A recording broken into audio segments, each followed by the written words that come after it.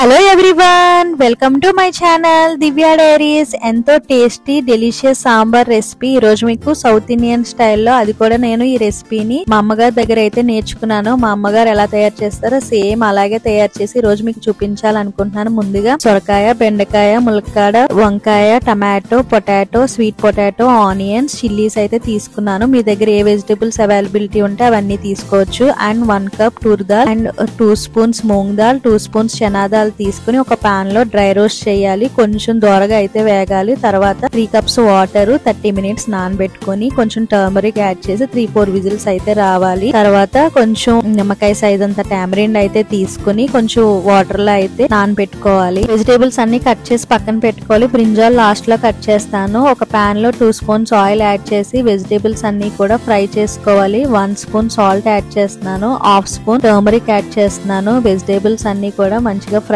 అయితే అవ్వాలి. తర్వాత ముక్కలు ములిగే వరకు వాటర్ అయితే యాడ్ చేసుకుని వెజిటేబుల్స్ అన్ని బాయిల్ అవ్వాలి. 50% వెజిటేబుల్స్ అయితే కుక్ అయిపోవాలి. తర్వాత మన పప్పు కూడా ఉడికిపోయింది. అవన్నీ స్మాష్ చేసుకుని పప్పుని మన వెజిటేబుల్స్ లో అయితే యాడ్ చేసుకోవాలి. టామరిన్ జ్యూస్ 1 కప్ యాడ్ చేస్తున్నాను. Salt 1 spoon red chilli powder, 1 spoon coriander powder, 1 spoon jeera powder అయితే యాడ్ చేస్తున్నాను. నెల్లార సాంబార్ పౌడర్ అయితే యూజ్ చేశాను. 3 స్పూన్స్ అయితే ఈ సాంబార్ లో అయితే యాడ్ చేస్తున్నాను. బెల్లం చిన్న ముక్క యాడ్ చేస్తున్నాను పులుపుని బ్యాలెన్స్ చేయడానికి. సాంబార్ లో వాటర్ అయితే యాడ్ చేసుకోవాలి మీ కన్సిస్టెన్సీని బట్టి. ఇక్కడ నేను 500 to 600 ml అయితే యాడ్ చేశాను. కొంచెం చిక్కగా కావాలి కాబట్టి మా ఇంట్లో చిక్కగా తింటారు సాంబారు. కొంచెం కోరియాండర్, పచ్చి కొబ్బరి కూడా యాడ్ చేశాను. పోపు కోసం కొంచెం బటర్ యాడ్ చేసి ఒక పాన్ లో కొంచెం గార్లిక్ 5 petals, 1/2 స్పూన్ ఏమో హింగ్ కూడా యాడ్ చేశాను. 1 స్పూన్ మస్టర్డ్ సీడ్స్, 1 స్పూన్ జీరా, 1 స్పూన్ ఉరదాలు, డ్రై చిల్లీ ఏమో 2 యాడ్ చేశాను. 2 రెమ్మలేమో కరివేపాకు కూడా యాడ్ చేసి మంచిగా ఈ పోపు అంతా కూడా వేగనివ్వాలి. ఎక్కడ మాడకుండా బ్రౌన్ కలర్ లో చేంజ్ అవ్వాలి. పోపు అంతా కూడా మాడకుండా చూసుకోవాలి. ఆ పోపుని తీసుకొచ్చి మన సాంబార్ రెడీ అయిన సాంబార్ లో యాడ్ చేసుకుంటే ఎంతో టేస్టీ డెలిషియస్ సాంబార్ రెసిపీ అయితే రెడీ అయిపోయింది. ఒక్కసారి మీ ఇంటికి చుట్టాలు వచ్చినా సరే ఎంతో ఈజీగా అయితే ఈ రెసిపీని అయితే రెడీ చేసుకోవచ్చు. చాలా టేస్టీగా ఉంటుంది. అసలు స్మెల్ అయితే మాత్రం సాంబార్ రెడీ చేస్తుంటేనే పక్కింటాలకు కూడా వాసన అయితే వచ్చేస్తుంది. అంత టేస్టీగా అయితే ఉంది ఈ సాంబారు. ఒక్కసారి మీ ఇంట్లో తయారు చేసి నాకు కామెంట్ బాక్స్ లో తెలియచేయండి ఎలా వచ్చింది సాంబార్ రెసిపీ అన్నది. I hope everyone like this video. Please like, share and subscribe my channel. Thank you for watching. Bye bye.